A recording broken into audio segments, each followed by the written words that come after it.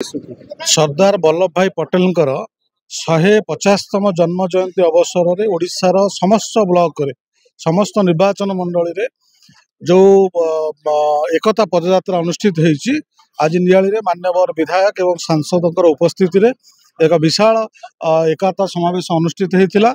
Eighty विभिन्न विद्यालय एवं कॉलेज रु विभिन्न छात्र छात्री मान जोग देथिले, समाजसेवी एवं एक्स मिलिटरी माने मध्य एटी योगदान करथिले।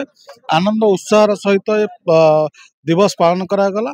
ए दिवस पालन करा जिबार कारण छात्र छात्री माननकु आमर भारतर जातीय एकता संहति एवं भाईचारार जो संपर्क एक अखंड भारत किपरि भाव में आगकू शक्तिशाली हेबो एवं सरदार वल्लभ भाई पटेल भारत प्रति थिबा जो अवदान ताकू लोकलोचन को आनिबा पाई एवं प्रत्येक छात्र छात्री जीवन में ताकू अनुप्राणित करबा पाई एई प्रकार कार्यक्रम ओडिशा सरकार द्वारा भारत सरकार द्वारा पालन करा जायछि।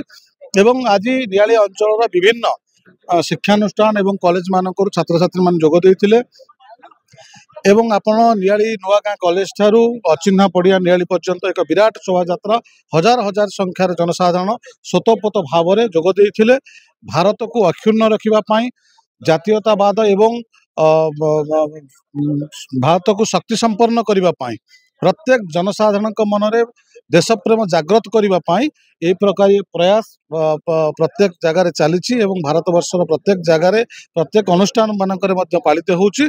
आमे अनेक खुशी अच्छु जहा हो आम मान्यवर विधायक सांसद ये योगदान करिसेंति एवं समस्त को उत्साहित करिसेंति कि समस्ते जाति धर्म वर्ण निर्विशेष आम समस्ते भारतीय अखंड भारत को अक्षुण्ण रखिबा पाई आम सदा सर्वदा समस्ते चेष्टित हवा एवं प्राण थिबा पर्यंत आम भारत मातार जयगान करिबा।